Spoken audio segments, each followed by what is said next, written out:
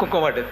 ఎట్లా అరిచినాడంటే, వీడు చేసిండు, వీళ్ళంతా చేసిండు, నేను దాన్ని తీసుకో, రుక్మిణి తీసుకురావద్దన్నా, ఇప్పుడు నాకు 2 ఏళ్ళు ఆల్చుండే, వాడు ప్రైమ్ మినిస్టర్ దగ్గర ఎట్లా తీసుకోవాలి నేను?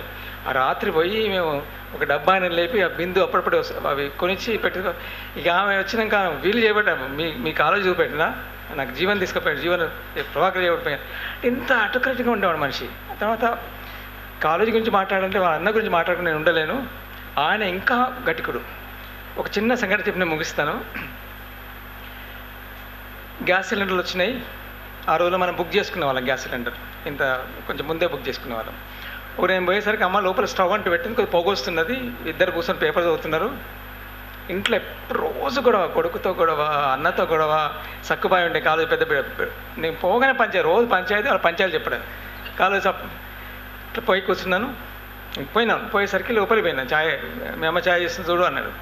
పోయేసరికి గ్యాస్ పోయి అంట అది గ్యాస్ను పోయి అంట పెట్టి వాసన వస్తుంది. నేను వెంటనే బయటికి వచ్చి తర్వాత దాటి పోతుంటే, ఎటు పోతున్నావు అని అడిగిన పెద్ద ఆయన అనేవాళ్ళం, పెద్ద ఆయన అనేవాళ్ళం మేము. లేదు, ఇక్కడ దగ్గర మా తమ్ముడు ఉంటాడు, అదాలత్ అటుపైకు ఒక సిలిండర్ వాడి ఎక్స్ట్రా ఉంటే తీసుకొస్తా అంటే, ఇట్రా అన్నాడు, నువ్వు కూర్చో అన్నాడు. అసలు మీరు ఊహించలేరు ఇటువంటి మనుషులు ఉంటారా. ఆయన ఏమన్నాడు చెప్ప, పెద్ద ఆయన, ఈయన మాట్లాడతలేడు. జీవన్, గ్యాస్ ఎప్పుడైపోతుందో మీ అమ్మ నాకు చెప్పాలా, నాకు చెప్పలేదు. గ్యాస్ ఇంకెన్ని రోజులు వస్తుందమ్మా అని నేను అడగలేదు. ఆమె నాకు చెప్తే నేను గ్యాస్ బుక్ చేస్తే గ్యాస్ వచ్చేది. మేమిద్దరం మా విధి నిర్వహించలేదు కాబట్టి మాకు శిక్ష పడాలి, నువ్వు గ్యాస్ సిలిండర్ తేవద్దు అన్నట్టు. నేను షాక్ ఆఫ్ మై లైఫ్.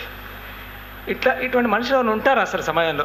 మనం ఏమైనా కాగానే ఫోన్ మీ ఇంట్లో ఎక్స్ట్రా సిలిండర్ ఉందా, లేక ఒక 50 రూపాయలు ఇస్తే ఇస్తాడా, ఆ డీలర్ దగ్గర అసలు ఇట్లా నేను కొన్ని 1000 సంఘటనలు. అంటే ఇటువంటి మనుషులు, ఇటువంటి కుటుంబం. వాడి కొడుకు సంతోష్, వాడు రవి, వాడి పేరు రంగారావు యాక్చువల్లీ. వాడు పెద్దగా వాడు 10th క్లాస్కి వచ్చి 9th క్లాస్ నుంచి లొల్లి, మీ నాన్న పేరు నాకు ఎట్లా పెడతావు, నేను నా ఇష్టం పేరు పెట్టుకుంటా. లొల్లి రోజు కొట్లాడా. చివరికి ఎంతో ప్రయత్నం చేసి, వాడు నాకు రవి అంటే ఇష్టం, సూర్యుడు, నేను రవి లాంటి వాడిని అంటే చాలా ప్రయత్నం చేసి వాడి పేరు మార్పించి గెజిట్ పబ్లిక్. వాడి ఇప్పుడు రంగ అంటే వాడి కోపం, రవి అని పిలవాలి. కాలేజీ అన్నాడు, వాడి ఇష్టం అని నేను అప్పుడు పెట్టినా, వాడు వద్దంటాడు, మాస్కో నీ ఇష్టం మాస్కో అంత. అంటే ఎట్లా ప్రతిరోజు గొడవ ఎట్లా పెద్ద ఆయనకు ఒకటి పెద్ద ఆయన. ఇంకా ఆమె చాలా చెప్పింది చూడు, ఈయన ఎటుపోతే తెలియదు, ఎటుపోయింది తెలియదు, పోయేటప్పుడు అడగొద్దు, పోయేటప్పుడు కాలేజీ ఎటుపోతున్నాను పొరపాటు కడితే ఎవరికెరక పైసలు ఉన్నాయా ఒక 100 రూపాయలు, అరే ఏమి అంటే కాలేజీ ఏం ప్రశ్నించాలో నాకు తెలియదు. చాలాసార్లు వచ్చేవాడు కాదు, 4-5 రోజులు ఈయన పెద్ద ఆయన చెప్పి పంపేవాడు. అప్పుడు మేము పోతుండేది, ఏంది మీ ఓడనేమ్మా, వాడు రాలేదు మిస్టర్ ఎటుపోయిండో, మళ్ళీ అప్పుడు ఎక్స్పెక్ట్ చేయకు, ఇస్తాను. కాలేజీ కానీ ఎప్పుడు వాపస్ చేయడు. అంటే ఇటువంటి అసలు ఎన్నో అసలు అంటే ఆయనతో నేను గొప్ప రకం, అంటే ఫ్యాసినేటింగ్ మ్యాన్, వెరీ ఫ్యాసినేటింగ్. నేను ఇట్లా మామూలుగా ఇట్లా నడిస్తే ఇట్లా ఛాతి పెట్టి నడవాలి అనేవాడు. ఆయన ఇట్లా ఎప్పుడు ఛాతీలు వంచేవాడు కాదు, ఇట్లా ఆయన యూత్లో చూస్తున్నాను. నేను 10th క్లాస్ ఉన్నప్పుడు 11th క్లాస్ ఉన్నప్పుడు పోతే ఇట్లా కళ్ళు మెరుస్తుండేది. మీరు చూస్తున్నారు లేదు చాలామంది, కాలేజీ బహుశా 50-55 ఉన్నప్పుడు ఇట్లా కళ్ళు మెరుస్తుండేది, చక్కచక్క ఇట్లా షైనింగ్ ఐస్. అటువంటి మనిషి నిజంగా అసలు గాంధీని నేను చూడలే కానీ అంత గొప్పవాడిగా నాకు అనిపిస్తాడు. ఆయన ప్రభావం నా మీద చాలా ఉంది, నా మీద అంటే ఉద్యమాలు పనిచేస్తున్న అందరి మీద. నేను ఇప్పటికీ చాలా గర్వంగా వరంగల్ సభలో ఇప్పుడు చెప్తాను, కాలేజీ ఆశయాల్ని కొంత నేను దాన్ని సాధించడానికి కొంత ప్రయత్నం చేస్తున్నాను, with my own limitations. With college ప్రశ్నించినప్పుడు, కాలేజీ చాలాసార్లు ప్రశ్నించినాడు, క్వశ్చన్ చేసినాడు, నువ్వు వరంగల్ వదిలిపోవద్దు, గెట్ కిల్డ్ అన్నాడు. అటువంటి వాడు మళ్ళీ ఆయన ఉండి కరెంట్ చూడండి, నన్ను ఎస్పీ తీసుకెళ్ళినాడు, బెదిరిస్తున్నాడు, నేను వచ్చేసిన వారిని కాలేజీ చెప్పకుండా వచ్చేసిన. తర్వాత కాలేజీ తెలిసి అందరి దగ్గర పోయి వేసిండు, మన జీవన్ బెదిరిస్తున్నాట, ప్రతిమని నా వైఫ్ని ఇద్దరిని తీసుకెళ్ళి బాగా ఎస్పీ పిస్టల్ తీసి కాల్ చేస్తా అన్నాడు. అది పెద్ద స్టోరీ. ఇంకా నేను భయపడ్డాను, ఎందుకంటే కాలేజీ నన్ను పోవద్దన్నాడు. నువ్వు ఉంటే ఇక్కడ ఉండు, నువ్వు పారిపోవద్దు వరంగల్ నుంచి అన్నాడు. బట్ నేను వచ్చేసిన, నేను కలవలేదు. కానీ పాప ఆయన వచ్చి అందరికి వరవరావు దగ్గరికి వచ్చి ఇచ్చిండు, కన్నబరాన్ దగ్గరికి వచ్చేసిండు, వరంగల్ అందరి దగ్గర పోయి జీవన్ వాడు ఎస్పీ ఇట్లన్నాడట. అంటే పర్సనాలిటీ చూడండి, అంత హ్యూమన్. ఒకటే మా తమ్ముడికి ఒక యాక్సిడెంట్ అయింది, మా అన్నయ్యకి ఆపరేషన్ అయింది, మా తమ్ముడికి తెల్లవారి యాక్సిడెంట్ అయింది ఇక్కడ మా తమ్ముడు నిమ్స్లో, మా అన్నయ్య మెడిసిటీలో. నేను చాలా టెన్షన్లో ఉన్నా.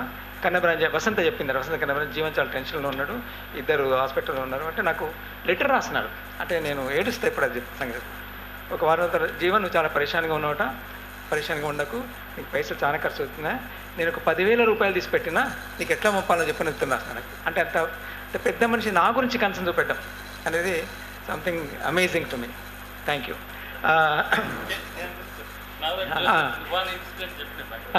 ఇప్పుడు సార్ నిజానికి కాలేజీ గురించి చాలా మాట్లాడుకోవాలి. ఆయన అభిప్రాయాలు డెమోక్రసీ మీద అని చెప్పిన, అంటే మేము కలెక్టర్ కలిసి ఎట్లా మాట్లాడేవాళ్ళం, పొజిషన్ లైన్ ఎట్లా ఉండదు, చాలా విషయాలు ఉన్నాయి ఇంక నిజానికి వరంగల్లో మా అనుభవాలు. అవి మళ్ళీ ఇంకెప్పుడైనా మాట్లాడుకుంటే టైం ఎక్కువ, ఇప్పటికి చాలా సమయం పట్టింది. ఆ మిత్రుడు వేసిన ప్రశ్న ఏంది హైదరాబాద్ గురించి. హైదరాబాద్లో వాళ్ళు సీమాంధ్ర వాళ్ళు ఎందుకు పెట్టినారంటే, వాళ్ళు దౌర్జన్యం వేరే ఏమీ లేదు, దౌర్జన్యంగా మేము ఏమైనా చేయగలం చెప్పడానికి తప్ప వేరే ఏమీ లేదు. మనం చాలా మైల్డ్గా ఉన్నాం, ఏం చేస్తాం, మన వాళ్ళు ఏంది తెలంగాణ వస్తుందిగా పోనీ వాళ్ళు పెట్టుకొని అనే ఒక భావన. అయినా వాడు చాలా ఇదిగా పెట్టుకున్నారు. సరే తర్వాత మాట్లాడుకుందాం, ఎందుకంటే చాలా ఆలస్యమైంది. భిక్షం గారు ఒక విషయం మాట్లాడతాను. నాకు అవకాశం ఇచ్చినందుకు చాలా కృతజ్ఞత. చాలా ఉంది కాలేజీ గురించి చెప్పడానికి. ఒక 15-16 సంవత్సరాలు ఆయనతో తిరిగినా నేను, ఆయనతో. అంటే లైటర్ మూమెంట్స్ ఏంటంటే, కాలేజీ తాగేవాడు, అంటే తాగితే నాకు ఎంత ఫ్యాసినేట్ అంటే, నేను అప్పుడు కూర్చొని మిగతా వాళ్ళు అందరు దూరుతుంటామో కానీ ఒక్క మాట తడపడడం కానీ వేరే డివియేట్ కావడం కానీ. అయితే మేము కాజీపేట పోయి ఉన్నప్పుడల్లా, ఇప్పుడు నాకు అప్పుడు బండి గట్లుండే కదా, పోదామారా అని. ఎక్కడికి అంటే పోదాము అంటే ఈవినింగ్ కాగానే అనుకుంటే, అయితే మరి లేవు మరి కళ్ళు తాగుతామంటే కళ్ళు తాగాడు. నాకు మనం పోతే బాగుండదో కదా, మనం బాగుండదు ఏంటి అందరు తెలిసి నాకు ఇక్కడ వాళ్ళు నేను పోతాను. అయితే తాళ్ళలో కూర్చుంటే నాకంటే అంటే వాట్ ద సింప్లిసిటీ ఏంటంటే, ఆయనకు ప్రిటెన్షన్స్ అనేది మనకు మన half of my life our life ఏంటంటే వాడేమనుకుంటాడో వీడేమనుకుంటాడో అనే ఉంటుంది. It is nothing. మన జీపు జీప్ ఉండేది కొంతవరకు పోయినాక, మరి ఇప్పుడు నడవాలి, మరి నడవాలి కదా, వాడు రాడు కదా, మనం కళ్ళు తాగాలంటే వాడి దగ్గర మనం పోవాలి కానీ వాడు మా దగ్గర రాడు కదా. ఎందుకు చెప్తున్నంటే, because most of the poets are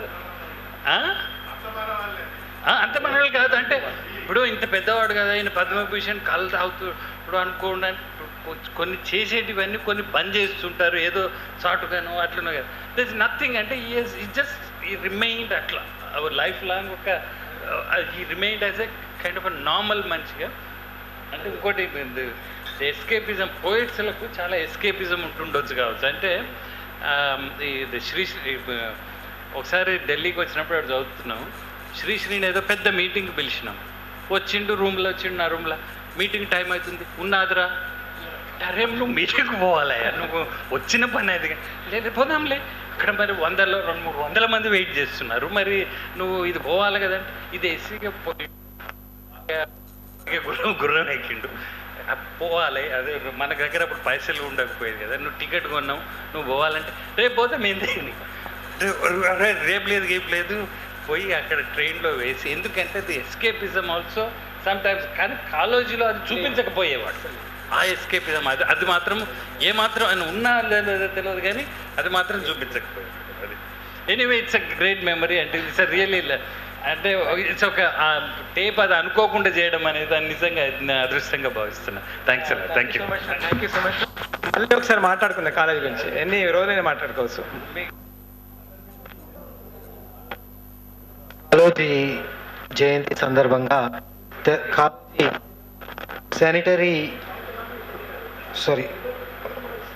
Kaloji sanitary celebrations కమిటీగా ఏర్పడడం జరిగింది.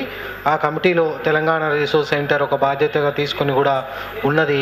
దానికి సంబంధించినటువంటి సమావేశం సోమవారం రోజు సాయంత్రం వరంగల్లో జరుగుతుంది. ఆసక్తి ఉన్న వాళ్ళు వరంగల్కు వెళ్ళవలసిందిగా విజ్ఞప్తి చేస్తున్నాం.